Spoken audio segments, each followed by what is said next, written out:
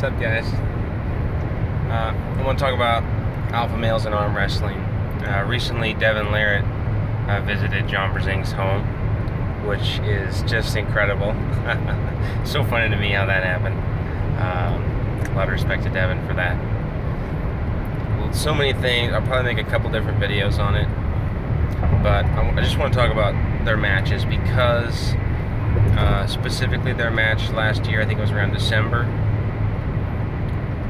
is exactly what I'm talking about when I talk about an alpha male in arm wrestling and how you identify this and what it looks like. Because I've never seen anyone match go so far down that road.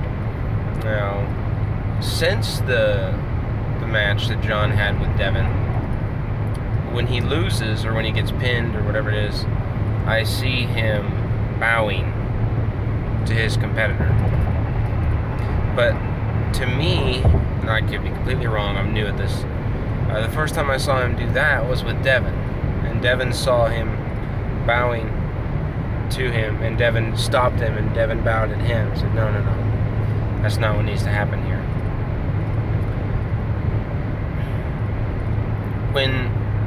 When John has faced opponents before, right, he's the GOAT, greatest of all time.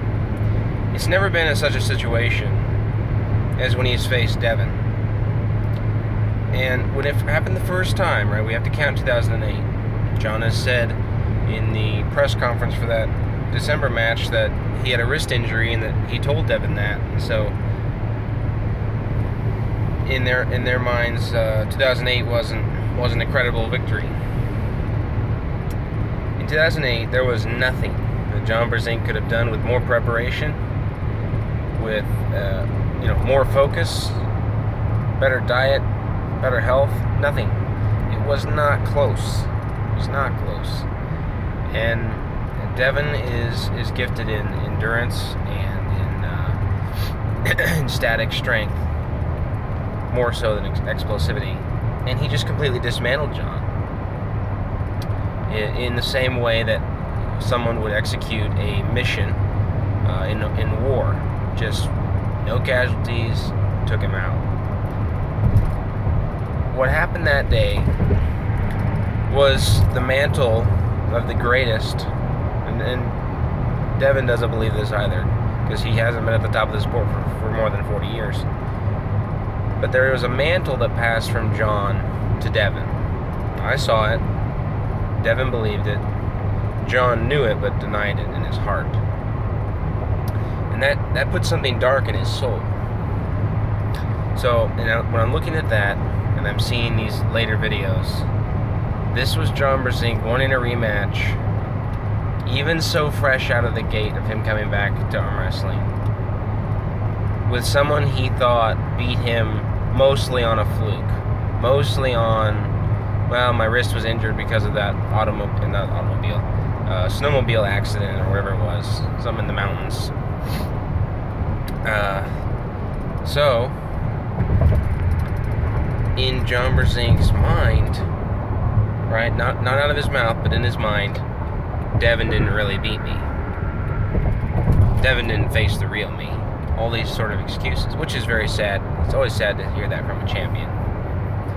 Certainly someone so successful as John Brzing.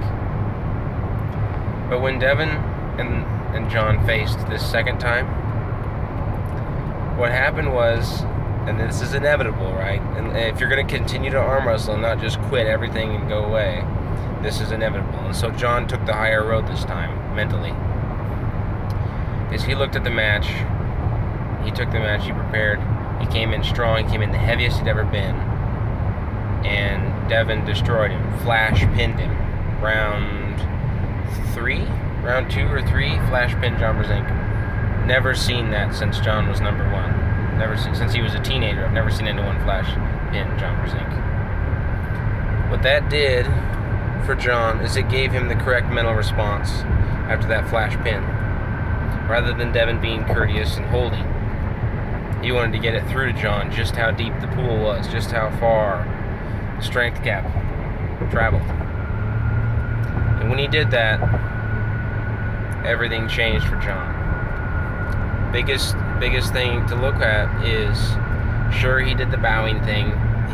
I haven't looked. He may or may not have done that to everyone. But in his matches, his right-handed matches after Devin, there's a couple things I noticed. I hope I remember them all. One of them was he would rise up in the setup. And I don't think he actually did that to completion, to where they were gripped up. But he was playing with people like that because he saw the value in it. Devin taught him. So, congratulations, John Brzenk. You lost, but you learned. Beautiful. But he also did something else where he beat someone and he felt like he was pretty comfortable. This is my perception. And afterwards, after he had beaten him, he asked to pull, with the referee and everything, on the left arm. Well, that's something that Devin did with Michael Todd. And that's something that Devin did. Now, everyone does it at King of the Table at least, and typically, before the competitions, the day before. But he pulled with John Brzenk on the left arm a day or two before their match. This is something that John Brzenk is exploring because something has opened in his mind toward that direction. Something has caused him to understand that there is something so much greater than himself that he either needs to change, quit, or begin to emulate what was so much greater than himself. And this is something that is in all men. And when you have a correct perception of the battle, when you have a good motive, and you can have a good preparation, all these things together, that can be your only conclusion. You better yourself after the loss, and you have all these good feelings like you accomplished what you worked for months to do when you win. Both are good. Competition is good. I love it. Devin is absolutely the alpha. Right. Evolutionary term, if you ask me, but that's what I'll use right now. Now, he went up against Levon, and I won't say he got destroyed. I'll say he got injured. Such an interesting preparation. I think it was new for him because he was the one committing the King's move early on in his prep, which means rise in pronation and please God hold my arm together. When he was preparing for Michael Todd, there was a lot more cupping involved, a lot more multi-spinner, a lot more implements like that for wrist flexion, because he had to be able to keep his hand with the insane pronation of a healthy Michael Todd's King's move. All this changed. So we saw an evolution from Devin before the match, a totally unique preparation and full commitment. And then afterwards, nothing changed. Devin is still only doing heavy rise and pronation. Devin is still arm wrestling more than anyone has ever arm wrestled every week. Devin has said that he will probably try and take a crack at him again when he's finished in the lighter, the heavyweights instead of the supers, and maybe some lighter division, just to get some more frequent work in because he's so strong. But he is absolutely holding. Sorry, I'm so shaky. He's absolutely holding that alpha title still after being defeated 6-0. This is really worth looking at. This is worth studying. The way that he fought Levon, the way that he did not quit. How many guys? I think even Marcio. It's just not worth it. He had some issues with his arm and an injury with Irakli Saragasvili. He just quit. Some would say that that's wise, but it's not the warrior mentality, and it's not what you train for all those months to do. And perhaps it's foolish, but I tend to agree with Devin, is if you work that hard for a match, you invested that hard, It's too much for your mind to take. You either need to win or you need to be broken. It's hard to live with yourself if that doesn't happen. If you don't have some sort of injury, if they don't rip you. So there's an exchange of power, and there's this wisdom. And when you talk about peaks, sometimes our game up here is not on the same level as our game in here. And a lot of times I think you got Ingen Terzi as someone who thinks that he's a deep thinker in arm wrestling. And John Brzezinski credits is probably the guy who's thought about arm wrestling more than anyone. You have Devin Larratt, who more people respect, has more subscribers on his YouTube channel, and has the lowest quality of production in his videos than anyone on YouTube. You have all these different things with people's perceptions, people's strengths, people's training. And you talk about a mountain because we're talking about a peak. And you say that Levon is the mountain of strength. There is another mountain. There's another peak. There's another top. And what that one has to do with is it has to do with where the person at the top is looking when they're at the top. And that's Devin Larratt. People call me a Devin Larratt fanboy. But really what I'm doing is I'm just unpacking it with everyone, not just Devin, and I'm finding the real value in him.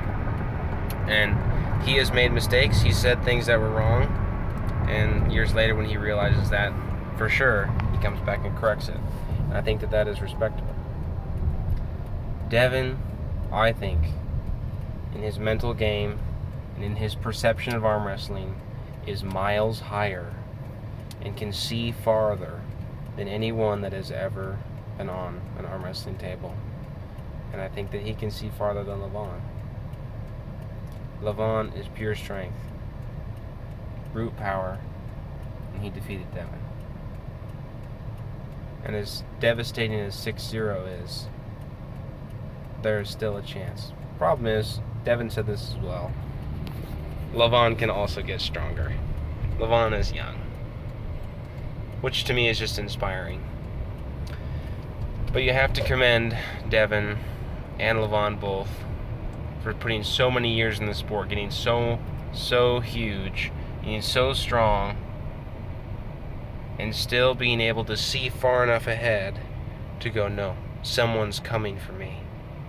No, I need to go and take this guy out. No, this guy wants a match. I need to get bigger. I need to get stronger.